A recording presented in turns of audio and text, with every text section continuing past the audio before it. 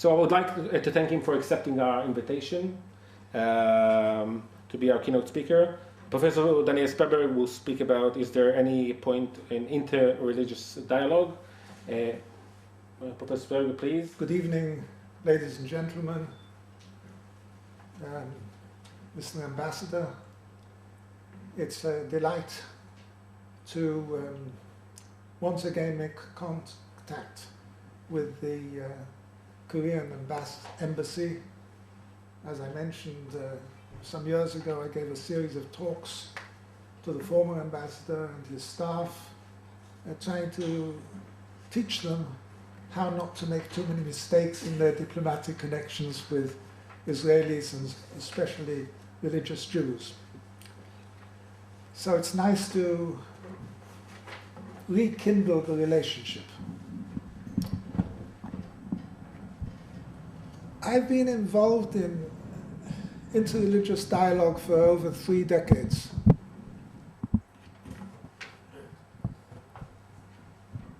And I've traveled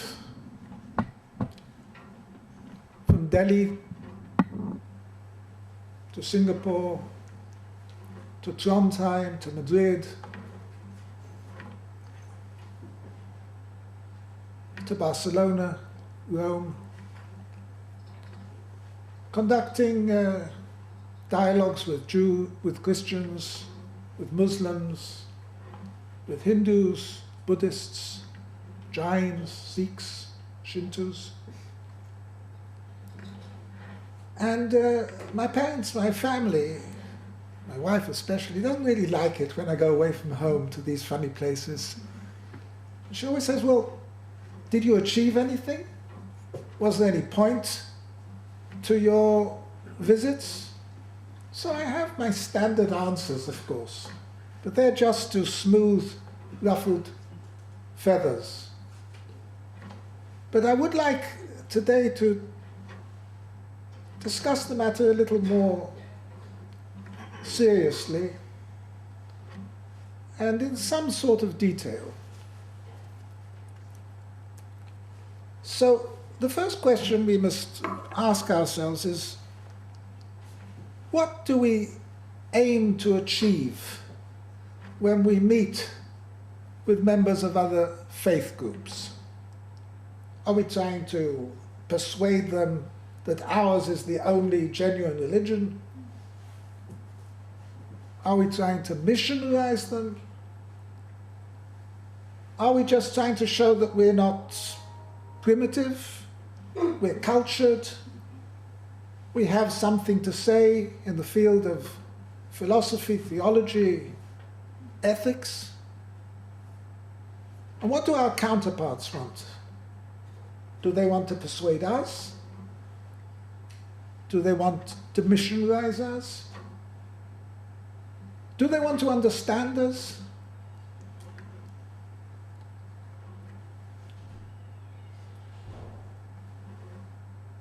There were different views in Jewish thought as to the legitimacy of interreligious dialogue. One of the major philosophers, thinkers of the latter half of the 20th century in the United States, Rabbi Joseph Dov Soloveitchik, believed that it was basically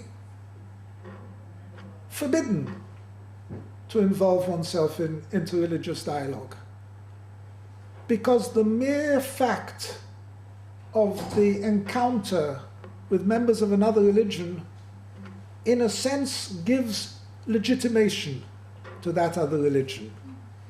And how can a Jewish person give legitimation to members of a different religion? This certainly wasn't a mainstream view, and the fact is that the Israeli rabbinate, together with the Foreign Office, Israeli Foreign Office, has created a variety of different fora, which we call commissions, which deal with different religions. So there's a Catholic Jewish Commission, which meets regularly both here in Israel and in the Vatican. There's an Anglican Jewish commission. I shall be in a couple of weeks' time for the enthronement of the next Archbishop of Canterbury. There's a Hindu Jewish commission where we have met with a number of major Hindu religious leaders, swamis, acharyas, and likewise Muslims, of course, of different persuasions, and Jains, Sikhs, and so on. So these different meetings between us, perhaps not dialogues, perhaps one should say encounters, each one of them has a slightly different character. For instance, our meetings in the Vatican with cardinals and leading Catholic theologians, one always feels that there's an element of apologetics on their part. The Catholic Church, Christianity in general, has a very long history of persecution of Jews throughout the generations. Persecution that at occasions brought about bloodshed, on other occasions expulsion from countries,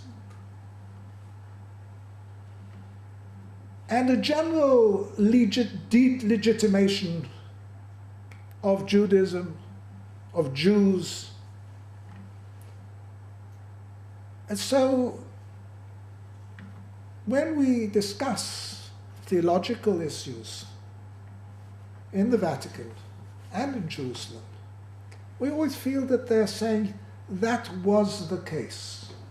But things have changed. Things have changed, and we now recognize the fact of the legitimacy of Judaism as being, in a sense, the father or the mother of Christianity. And our relationship to the Jewish people and the state of Israel has changed. And as you all know, in the second half of the 20th century, a radical change took place within Catholic thinking, triggered off by certain Vatican councils and by the famous encyclical of Nostra Aetate, which basically declared that Jews were no longer culpable for the crucifixion of the Lord. To us Jews, this is a very strange sort of thing, that we should be culpable for something that historically we weren't involved directly in, and that took place over 2,000 years ago. Nonetheless, this was a cause for the persecutions throughout our history, throughout 2,000 years of history. So this really came about, the change in the attitude of the Catholic Church towards Judaism came about through a series of first informal and then later formal dialogues, encounters between Jewish leaders, thinkers, and leaders of the Catholic Church, certain unsung heroes whose names are not known but to few, and they brought about basically this radical change. The Vatican Council of 1962 to 1965 brought about a rediscovery of respect and admiration for Judaism, and the traditional view that Christianity was an enmity of Judaism, as a result, was replaced by a realization that partnership with Christianity was possible. This is a tremendous change for us, which changes the whole status of Judaism vis-à-vis Christianity, and the possibility for us to interface with them on a fairly equal status. Now, the changes that took place in the Vatican and in the Catholic communities also had its effect on other movements within the Christian complex of religions.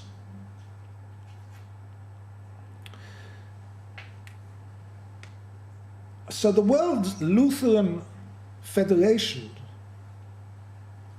stated in the year 2002, again as a result of a series of commissions, encounters, dialogues that we had with them in Jerusalem mainly, they declared Christians also need to learn of the rich and varied history of Judaism since New Testament times, and of the Jewish people as a diverse living community of faith today.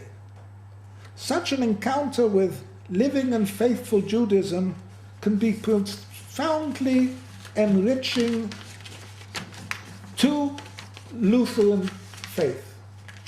Again, I'm reading these as a quotation of a statement was made, but you have to realize that was a radical change, a revolution in thought that took place at the end of the 20th century, triggered off, as I said, first by the Catholic Church and the Vatican, and then spreading over into other streams of Christianity.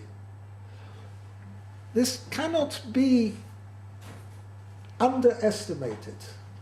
The importance for Jews around the world of a recognition on the part of their Gentile neighbors, Christian neighbors in this particular case, that we are no longer a part of the adversus Judaeus, that we're no longer the Judenschwein of the cathedrals, where the synagoga is blind with a bent head, and where Jews are sucking from a swine.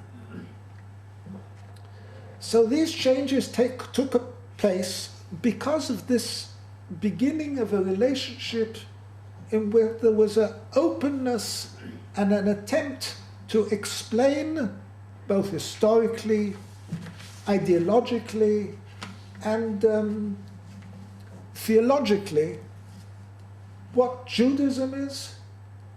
Judaism learnt more about Christianity, and Christians learnt more about Jews. There is also the peripheral benefit that these type of meetings also engender a deep friendship and appreciation of the individuals involved.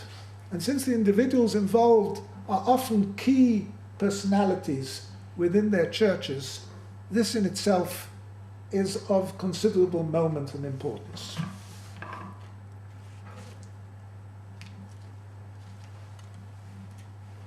So one can point to very specific achievements that have taken place over the last half century or so as a result of dialogue, encounter, joint study and learning, workshops between significantly leading thinkers who are sufficiently open and liberal in their general outlook that they're willing to learn, that they're willing to examine the canonic sources again and to interpret them in a fashion that should be more suitable to contemporary life.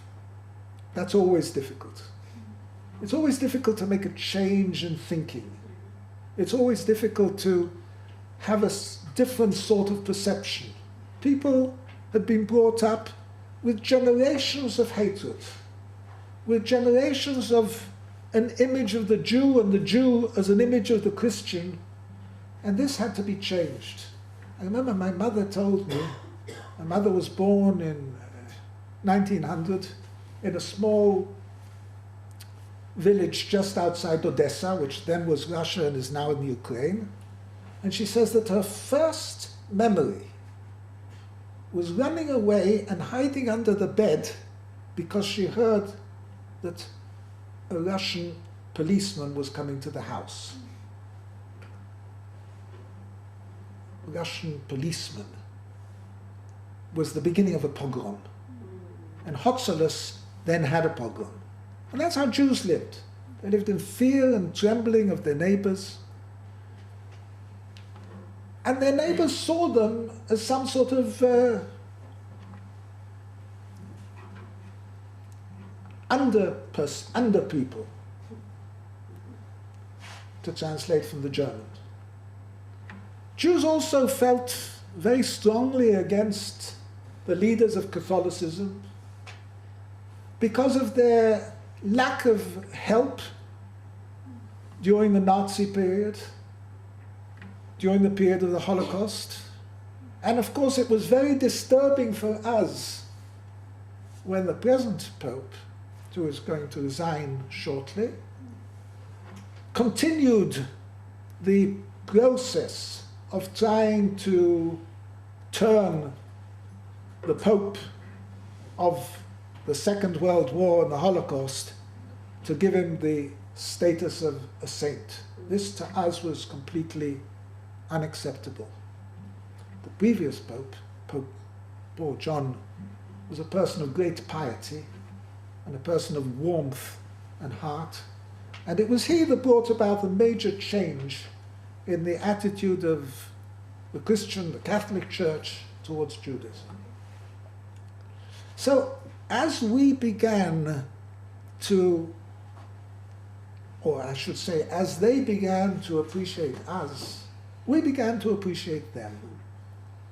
As soon as the perception, the image of the Christian, of the Catholic, of the priest changed, we could begin to also have some sort of understanding of what Christianity was about. Christianity for a Jew is a very difficult subject to digest. We as monotheists, or maybe I should say monists, find it difficult to understand the notion of Trinitarianism. We understand that there is some notion of 3 in 1 and 1 in 3, but basically it's one of the more difficult aspects of Christianity that we can get an understanding of.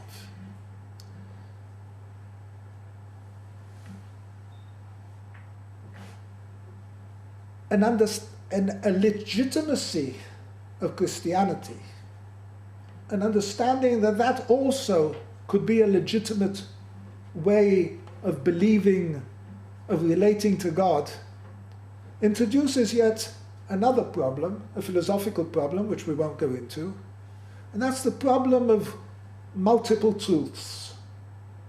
If your religion is the true religion, then the others must be untrue. That is a Western way of thinking. Western thinking and philosophy cannot admit of multiple truths, even though modern molecular science, etc., nuclear science can accept such a notion. But in classical thinking, from Greek times onwards, there can only be one truth. And therefore there cannot be a legitimacy, a truthful legitimacy for another religion. And therefore it becomes again difficult, and it goes back to Rabbi Yoshe Ber's view that one cannot give legitimacy to another religion. This is beginning to change in our understanding. Already in the 12th and the 13th and the 14th century, there were Jewish authorities that stated that though a Jew is not allowed to believe in the manyness of God, nonetheless, non-Jews, Gentiles, einam mitzuvim al hashituf. They are permitted to think of a partnership God. I'm translating almost literally. And this gave a possibility for Jews to have an ongoing relationship with Christians. Now, when I say an ongoing relationship, I'm speaking of a legal issue. Because according to Jewish law, one cannot have a relationship with a person who's an idolater, a polytheist, somebody who has idols, images. So much so that Maimonides says that you can't even walk into a town in which there is an idol to a god. You can't have economic relationships with them. You can't have diplomatic relations with them. Maybe there are ways of getting around this by stating that the state is not a religion, etc., etc.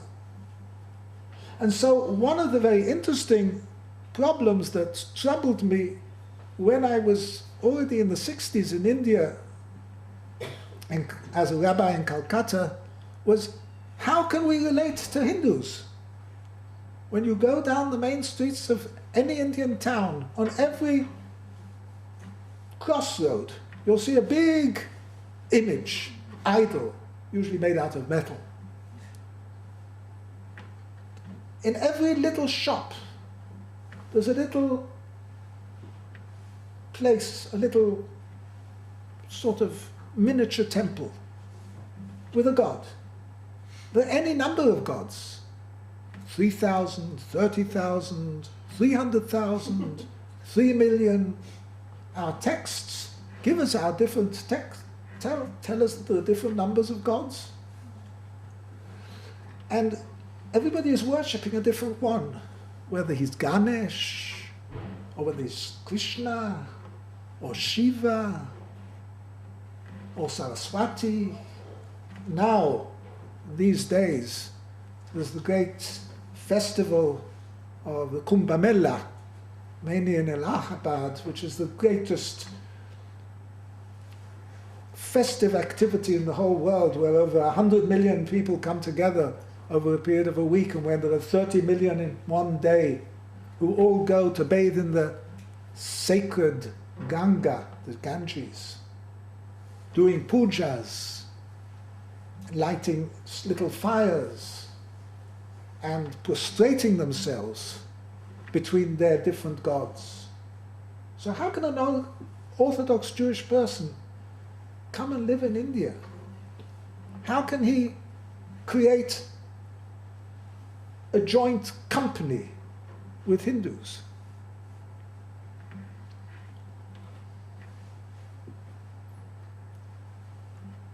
There's over $10 billion worth of international trade between the State of Israel and India at the moment.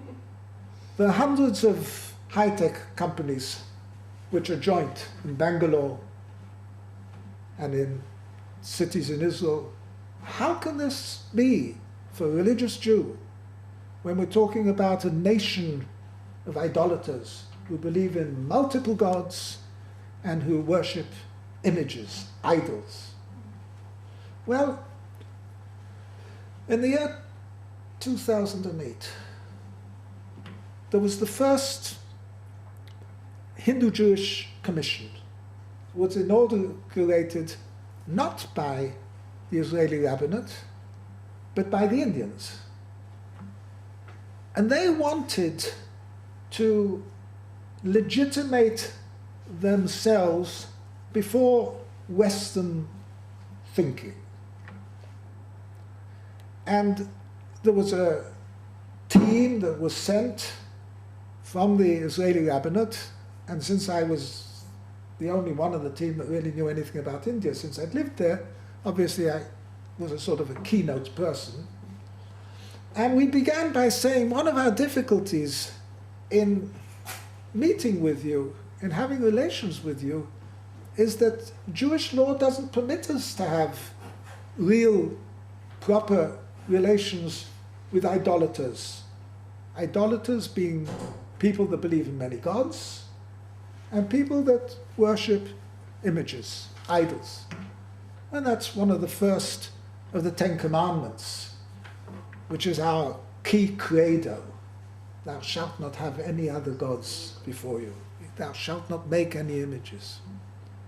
And the amazing thing was that we, at this particular meeting in Delhi, there were 50 leading swamis, that is to say religious leaders, representing a wide variety of Hindu sects, because there were 6 basic legitimate Hindu sects and many multiple subsects, all speaking different languages and having interpreters, and therefore not representing one particular stream in Hinduism, and each one with a constituency, not like an Israeli rabbi who is successful, has a synagogue with 200 families. They have a temple with 10 million families. And they said, you know, we're not idolaters. We don't worship many gods. We only have one supreme being. And then they started quoting to us from the classic texts of the Vedanta, from the Upanishads, from the Bhagavad Gita, saying that there was only one supreme being. Sometimes he has different names. Normally he's called Brahman, but sometimes there are other names, Ishvara, etc. So this was the beginning of a new understanding for us what Hinduism was. And let me read to you the first clause in the Declaration of Mutual Understanding and Cooperation from the first Jewish-Hindu Leadership Summit that took place in February 2007. And although you can't see it, you'll see that it's signed by any number of people, a small number of Jews, and many, many Hindu leaders. The participants affirmed that their respective traditions teach faith in one supreme being who is the ultimate reality, who has created this world in its blessed diversity, and who has communicated divine ways of action for humanity for different people in different times and places. This was an epoch-making statement for Jews, but not just for Jews, for Christians too. Because both Christians and, of course, Muslims, and there's a very large Muslim minority of some 300 million in India, they always regarded Hindus as kafirs, as idolaters. And I don't know whether you know, but for example, over the last 20 or so years, over 1,000 Hindu temples have been torched by Muslims. And if you read any of the texts of the 19th century and late 18th century Christian missionaries that came to India, and India was overrun by the British, you'll see that they all speak of the idolatrous, and they have other pejorative terms, Hindus. So in a sense, this statement, if it's taken at its face value, and which was stated in all honesty, and which was signed and countersigned by so many leading Hindu religious leaders shows that we have to have a completely different understanding of the other. Now, one of the difficulties in interreligious dialogue and interreligious encounter is that we of necessity use a common language. Usually the common language is English. But our sacred texts are in Hebrew, and their sacred texts, if we're speaking in the case of India, are in Sanskrit, or Pali, or Prakrit. And we have to translate certain terms into what we think of as a sort of an equivalence in English. And one of the reasons why it was thought that Hindus worship many gods is because the terms were translated, the Sanskrit terms were translated by one word. They were translated by God. But in Sanskrit there are a number of different terms. There's a term for the Supreme Being, Brahman, and there's a term for what nowadays people call godlings, a made-up word called Devata. And Devata are much closer to the Western notion of angels. Or perhaps, as they would like to say, they're manifestations. They're manifestations of God. God presents himself to the world in a number of different forms. And each manifestation has its own name. In Judaism we have different names for God: Hashem, Elohim, Shekhinah, Shaddai. And we explain, we interpret them. We say that Elohim is Midat Adin, the stringent aspect of God. Absolute law maybe. Hashem is Midat HaRachamim, his aspect of mercy, of leniency, and so on and so forth. So the Indians were saying to us, the Hindus, we also have many, many names. And we have names which are representing aspects of the single supreme being, who is the ultimate reality. Again, quotations from that text. And the images that you think we worship are no more than a means whereby one can concentrate one's attention on the Supreme Being. Because it's not feasible for a human being with his limitations to be able to comprehend the infinite. And therefore it's necessary to try to find some means whereby one can attempt some kind of contact, relationship, dveikut in Hebrew, cleaving, to the ultimate infinite being through something which is a construction, which is basically a symbol. When we salute a flag, we're not giving it divinity. It stands for something. When they prostrate themselves in a puja before one of the many gods, Shiva, Krishna, Brahman, they are prostrating themselves between an aspect, a manifestation, which they see as a symbol and a means of somehow creating a connection with the Supreme Being. Now this, again, was for us a revelation. Whether this is a theological understanding of Hinduism but does not necessarily represent what the common people think or not is a separate question.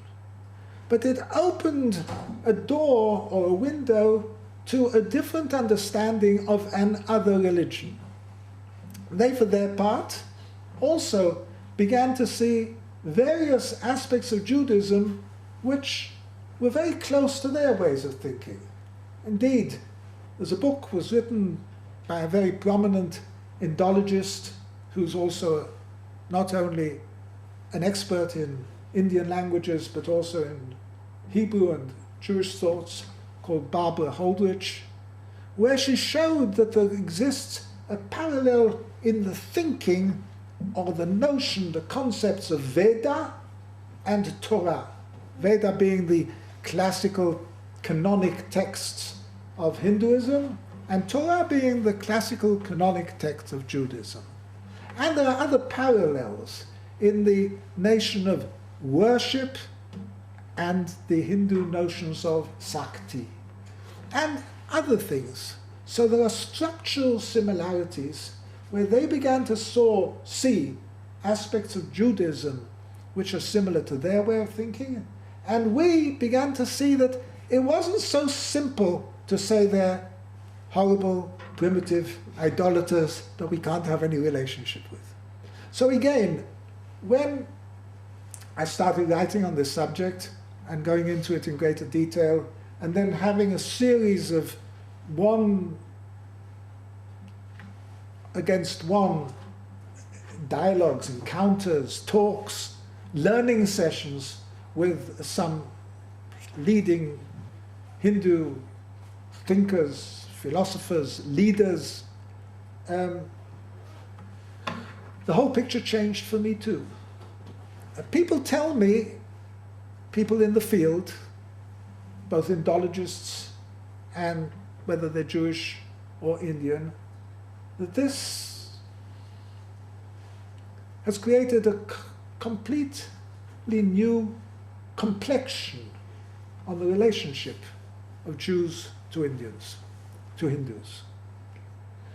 This is just another example of how interrelations, dialogues, workshops, joint learning sessions, when you have an open mind, and when you try to comprehend also or understand the linguistic problems, we find it very difficult to translate the word kedusha, holiness, sacrality, sacredness. But when we talk of the Holy Land, and the ambassador mentioned the fact that this is a holy land, what does holiness mean in the land? Is the earth holy? And that's another thing, that in our discussions, both with Muslims and with Christians, we found that there were completely different notions of what the holiness of the Holy Land means to them. I was involved in, there was a great synod in Rome about a year ago, a synod of bishops, of Catholic bishops from all over the world. Over 800 came. There were a certain number of Africans that didn't want to come for political reasons. And they were discussing the problem of the Holy Land. And there was a working paper that was penned by one of the cardinals, Vatican cardinals, called the Lineamenta, and I was asked to look through it and to see whether there were any aspects that we as Jews had to have a relationship to. And I made a number of emendations and corrections, to my mind, not only from a Jewish point of view, but also from an Islamic point of view, which were all accepted. And the final document, which was called the Instrumentum Labori, was then brought as the protocol of that meeting. And one of the things that emerged was that the concept of the holiness of the Holy Land, and incidentally what constitute the borders of the Holy Land, is radically different between Jews, Muslims, and Christians. The Holy Land for Christianity is holy because certain areas in the Holy Land were the places where Christ functioned, whether they be Jerusalem, Bethlehem, Nazareth, Capernaum, etc. So his presence invested in certain areas a degree of holiness. For Muslims, it's a completely different notion, because they believe that any place that was conquered by Muslims takes upon itself a certain status, that is Islam. For Jews, I won't go into it, but there's a very much deeper and more complex concept of Kedushat Haaretz, of the holiness of the land itself, as though the land has palpable holiness. And then again, in different religions, there are different notions of what a holy place is. We are now involved, a group of people, in creating a document that should eventually be ratified by the United Nations and UNESCO on the status of holy places throughout the world. That they mustn't be, that they must be regarded as holy. What rules and regulations? Can you just uproot a cemetery and move it to another place? Can you knock down a mosque just because you want to build a highway? And so on and so forth. And we found that different religions have very different notions of what are the rules and regulations concerning holy places. Some places, for example, have holiness, sacrality, but they can be de-sanctified. The Christian Church, the Anglican Church, have rules and regulations how you de-sanctify a church or the areas around the church. Jewish law permits the de-sanctification of synagogues, for instance, outside Israel, but not within the Holy Land. And then there are other notions which are completely different from other relations, such as holy rivers. Again, we mentioned the Ganga, the holy Ganges. In Japan, the holy woods.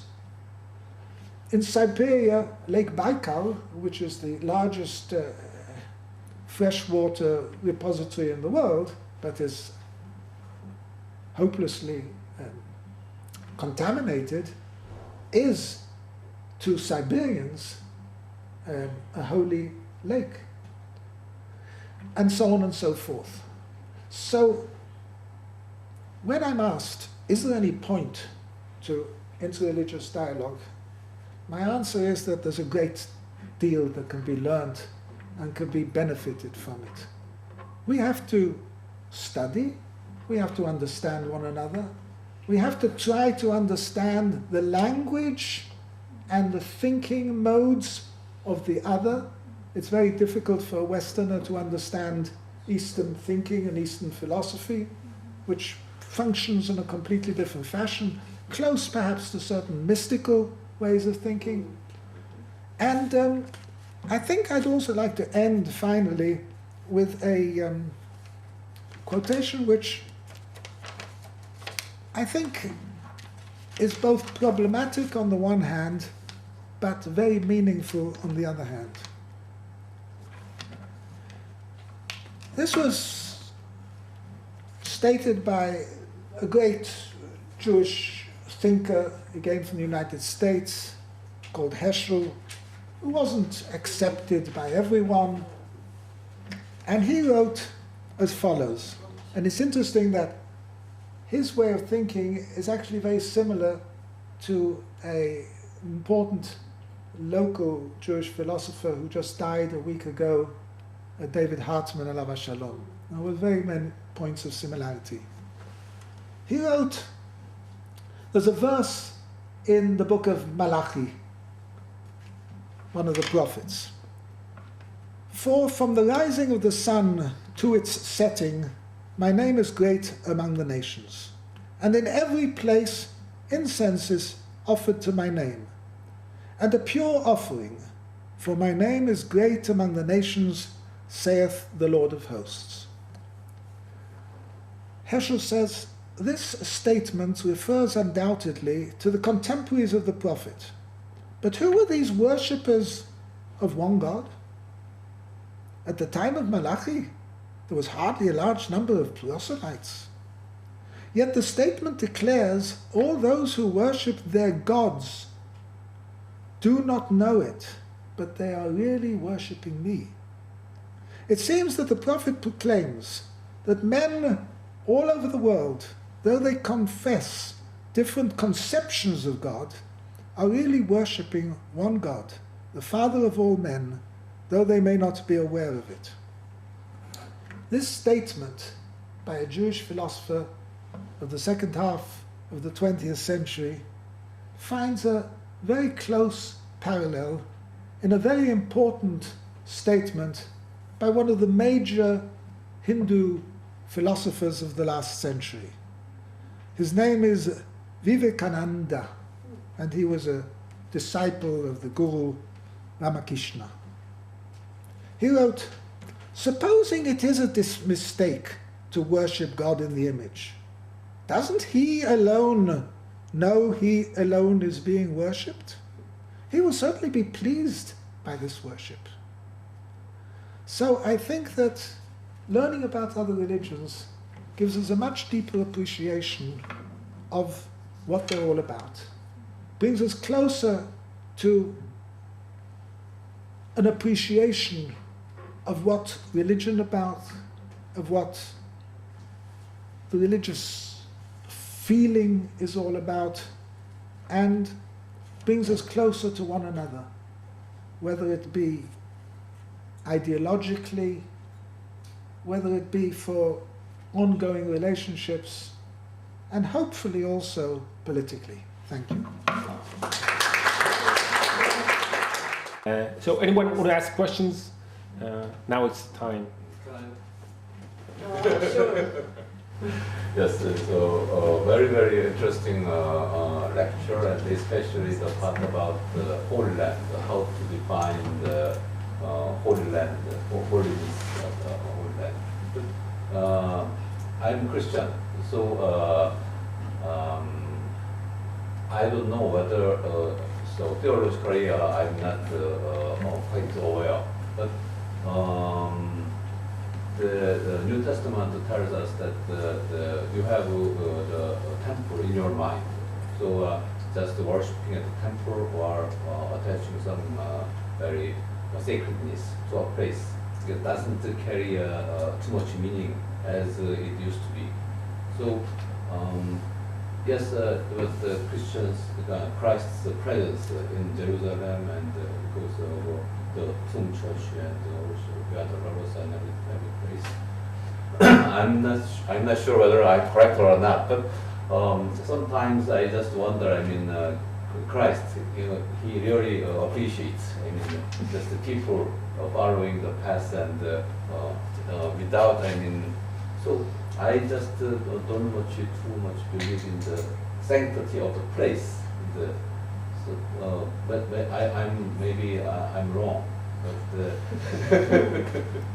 so, but as a human being, we live in this three-dimensional world. So these places should be given some special meaning. But The place of the heart.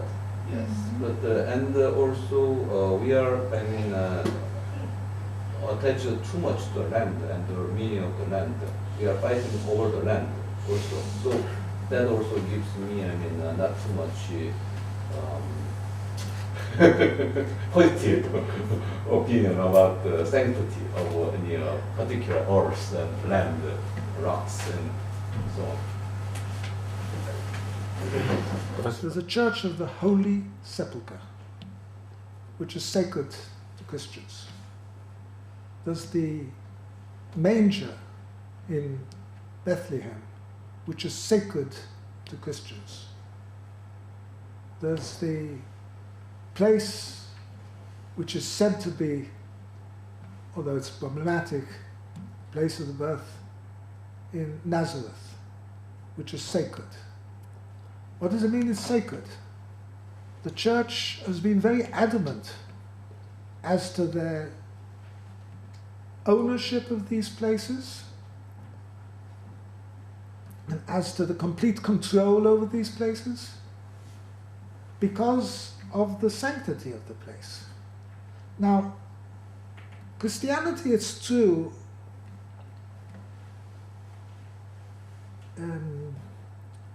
Hifnim.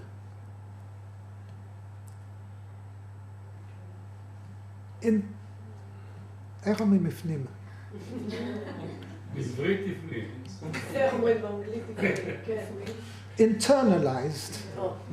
internalized many aspects of an external ritual nature. That was one of the major changes that came about basically through Paul in the latter part of the first century, if we're thinking in terms of the historical development of Christianity. But nonetheless, when you go into a church, you feel that there is some special aura which is normally termed sanctity. In fact, in every church there's a sanctum, which is the eastern part of the church where the altar is. Now, people that come from the East have a different way of thinking. And although you're a Christian, you're also a Southeast Asian. And as a Southeast Asian, you think in a different sort of way. Probably without being aware of the fact, you are influenced by Buddhist thinking. Even though Buddhists are not a major component of the population in Korea, Buddhist thought has affected to a large extent Southeast Asian thinking, even for other religions, even for Shintos, which is again a different religion, Confucians. And therefore, the notion that a physical object is not necessarily imbued with sanctity, but that the temple is the temple in the heart, is something which is understandable in terms of Eastern thinking, but not really understandable in terms of classical Christian thought. A Catholic believes in transubstantiation. He believes that the wafers and the wine turn into the blood and the flesh of Christ. Now, some people will say that that's already metaphorical, but certainly not in classical Catholic thought. If you're a Protestant, then of course you're not so troubled by transubstantiation, since this is not what happens in a Protestant church. The Mass is of a different nature. But Jews, on the other hand, do believe in intrinsic sanctity. And when we talk about the Holy Land, and this is defined in two different ways, two different strata. There's a legalistic aspect, and there is actually a classic text, a Mishnah, that tells us of the various stages of sanctity in the land of Israel. The land of Israel has a certain level of sanctity. Certain cities have a greater level of sanctity. The temple even more so. And the inner sanctum, the Holy of Holies, has the most extreme level of sanctity. And sanctity is a sort of a radiation of divinity. There are different, as it were, concentrations of divinity in different areas. The Daskal texts tell us that the Shekhinah, which was the great concentration of sanctity, of divinity, was, as it were, in a certain area. It was placed in a certain place. It could concentrate itself. It could contract. That's the Kabbalistic notion of tzimtzum, contraction into a certain area. So when we speak of a sanctity, we can speak of it from a legal point of view, that, for example, the laws, the agricultural laws that apply to the land of Israel, such as the sabbatical year when one is not allowed to work the land, etc., apply to a certain geographic location which is called Israel. You could bring sacrifices only in a certain area in Jerusalem, and so on and so forth. These are legal aspects. But over and above the legal definitions of sanctity of Israel in its various gradations, there exists a much more basic notion that since this area was given by God to the Jewish people, it has intrinsic sanctity. And it's well known that from time immemorial, Jews that used to come for the first time from abroad, when they crossed the borders into what they saw as the Holy Land, they would prostrate themselves and they would kiss the ground at their feet, because they saw this as something which had palpable holiness. So I say, it's difficult for us to explain these things to people that think differently. It's difficult for me to translate the nature of Kedusha, of holiness, into English. It's difficult for a Christian to translate the Greek term agape, love, into terms which we can understand. And when my Christian counterparts speak of Christ as love, I never quite understand what they mean. How can love, which is an abstract notion, be equivalent to Christ, which is not an abstract notion? But this is again because we're translating from the Greek, and because we don't have clear equivalences. And our thinking is influenced in the deepest fashion by the language we speak and the language we use. So I understand your point of view, and you can understand that my point of view, which is based on the text that we have, the language we use, and our understanding of the notion, are different. And as I say, a Muslim, again, has yet another notion of what the Holy Land is.